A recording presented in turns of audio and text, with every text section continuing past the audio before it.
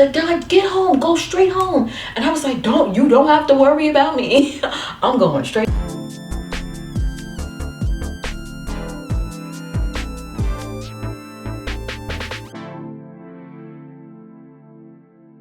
Hi, thank you guys for coming back. Today is Soulful Sunday, the one day of the week that I take the time to rest, reflect, and connect with you all over bite-sized lessons that I feel that God has put on my heart first to learn and explore, and now to share with others.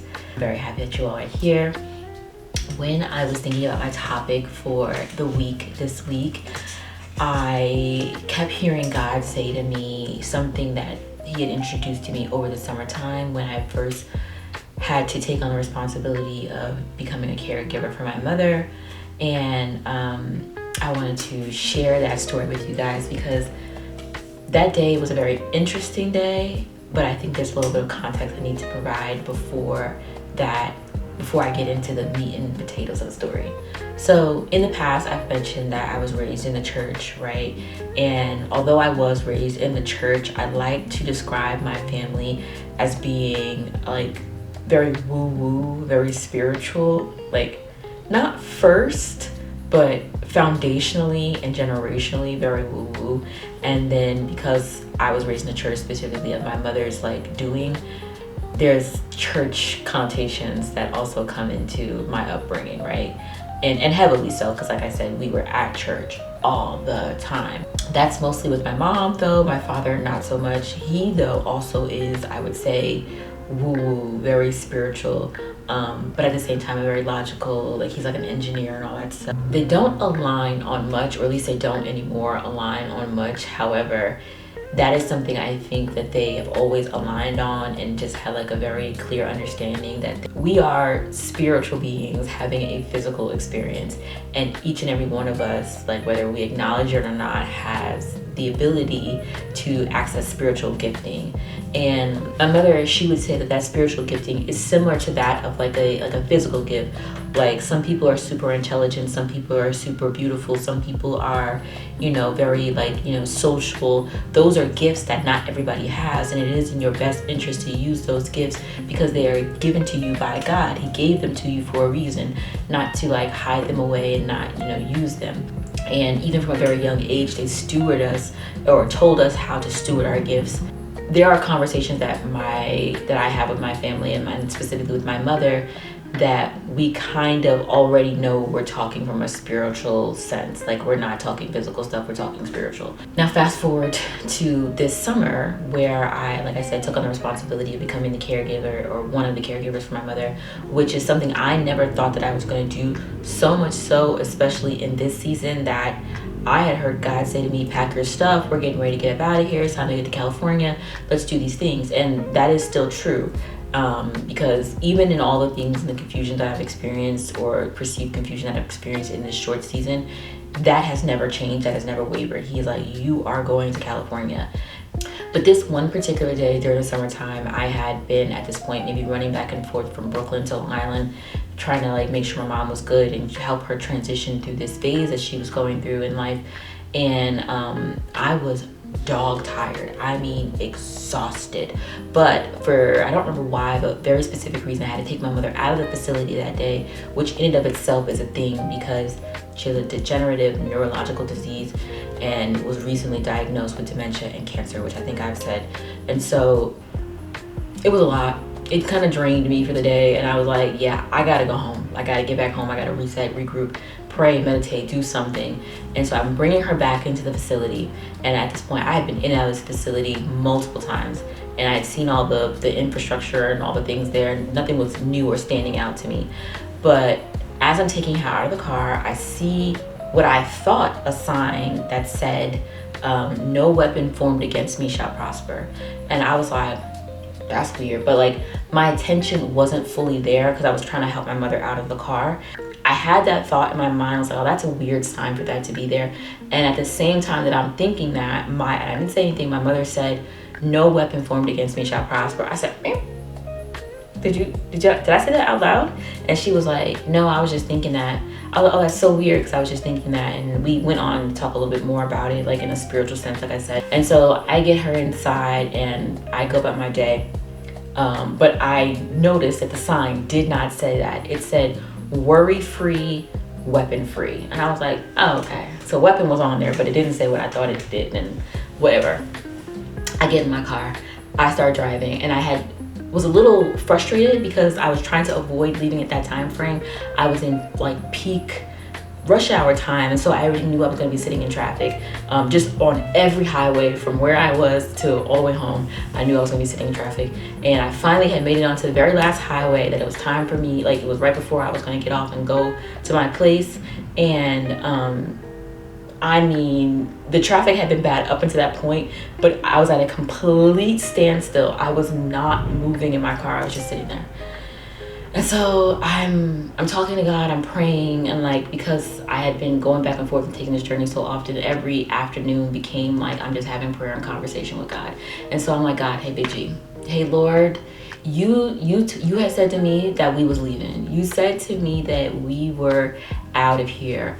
What is this? And right in that moment, it already started to feel kind of like a heightened spiritual communication with God, because like, not only was I physically standing still because I'm sitting in this bumper to bumper traffic, I spiritually felt stuck. And I was like, I must have misheard you. I know that you had called me to deal with the stuff with my mom, like I said, because all the pieces had aligned in the way that it had to be me. But like, I was just like, I'm so confused. Why did you impress on me that I need to pack my bags if I'm still here? What is this? You said that we were leaving. I'm so annoyed. Like, I'm talking to God and knowing that he's going to answer me, right? And seconds later, he does answer me. So I'm sitting in the car. I happen to be right next to the nearest entrance, right? Where all of a sudden to my right, I see these flashing lights come zooming onto the highway. And I'm like, where does this cop think that he's about to go? Because we're not moving. Like, there's nowhere to go. It's a 2-lane highway both ways. There's nowhere to go. Where is he going? I'm thinking maybe that's why we're stopped. There must be a traffic accident or something like that. And I'm exactly 2 rows behind this cop, where he decides to kind of come in perpendicular to the traffic. So we're going straight, and he comes and zooms right in front of us. And so there's no accident right here. So that's not where he was going. I'm like, what? I'm like, what's going on? Like, I'm talking to God, already kind of heightened. And then I'm like, oh my God, what is going on? What is this? What is happening? I cannot believe this. Like, I'm frazzled beyond belief, because is he about to hold us here? We're already not moving. And obviously, because I'm in New York, other people in their cars are feeling the same exact way. I don't even have to ask, because not 2 seconds after he parks himself in front of us, that people start getting out their car. They're taking their seatbelts on. They're like, what's going on? What's going on? And I'm like just sitting there now, because it felt like a divine pause, because very clearly there was nothing that we could do. What are you going to do? Run up on the cop and like tell him to move? But as he's standing in front of us, the traffic that had been bumper to bumper is still moving, right? And within 10 minutes, the traffic is gone, right? I don't even think we were on there that long. After he got on there, the traffic was gone in like 7 minutes. And so I guess he had got on the highway to let off a bigger truck, a tow truck that had been on there, and the tow truck then like kind of reverses off the highway the way that he had come on. And then once the tow truck gets off the highway, he moved his vehicle so that we could continue going forward. And God kind of like impressed on me in that moment that this is not a stop. You are not stuck. Like, this is a pause. I'm pausing you for one moment, just a second, to get some obstacles out of your way. So when it's time for you to move forward, you can move forward with full force and uninhibited by the things that might have held you back otherwise, right? So that is something I just wanted to tell you all. But the story is not finished yet, right? So I'm excited, right? Like, this highway that I'm on, it's like the Need for Speed type highway in New York, specifically Brooklyn. And I ride on that road all the time because it's the easiest one to get me from Brooklyn to Long Island, right? Which is where my family lives. And I ride on it all the time. I'm like, speed limit might be 50. I'm usually doing 70, but I'm hitting those corners. I'm like skirt, like, you know, basically drifting down that thing. And I did feel really good because I felt like, okay, God heard me. He answered my prayer. I'm not stuck. This is just a pause. We can keep going, right? And because I was one of the first few cars right behind the cop, there is nobody in front of us, and everybody that I'm riding next to is speeding, right? Because we're all enjoying this like free road, right? And all of a sudden, I feel somebody, like, I see somebody in my rearview mirror who's kind of riding on my back. Now, mind you, I'm speeding. I'm not doing the speed limit by any standard of doing so. And the people next to me are also speeding, not doing the speed limit. And this guy, he's like, something's clearly wrong, because he's not only like, is he riding on my bumper, he's moving very erratically. And so because it's only 2-lane highway, it's my car and another car next to me. And so the next car next to me is also moving very quickly. And I guess because he perceived I was the reason that he was not able to move any faster, like I was kind of personally standing in his way, which was not the case. The car next to me moves up, gets in front of me, and it's like going still. We're all speeding. So I'm still kind of riding very close to this car, but now the road is kind of getting very windy, and I need to slow the car down, because if I don't, my car will flip. And the only reason I know that is a possibility, because they are constantly scooping cars off that highway, that specific road, because it's very, very windy and very, very like, if you're not experienced on that road, it's very dangerous. And so I have to slow my car down. I do slow my car down, and I'm like, okay, well, now the guy can go around me, because the guy that was next to me previously, he's gone. There's nothing holding you back, sir. I'm not trying to fight or argue with you. Please just go. Just go. And so I realized that he's not going. He speeds up to come right next to me, and he's trying to get my attention. And so I know there's nothing wrong with my car. I know that there's nothing like happening that he would need to get my attention, but I'm telling him, I'm like, just go, just go, just go. Like, you don't have, just go. And he refuses to go. And so like, now you're being weird, sir. So I'm thinking in my mind at this point, because I'm a little nervous and a little scared, and it almost felt like that was by design, like something or someone was trying to put some sort of fear in my heart and, you know, make me do something that I wouldn't normally do. Because riding on that road all the time, I knew that there were like turns coming up that I had to slow down for. If I didn't, like I said, I would flip the car. And so I slowed down. And if I wasn't thinking clearly, I would have sped up trying to keep up with this guy or get away from this guy.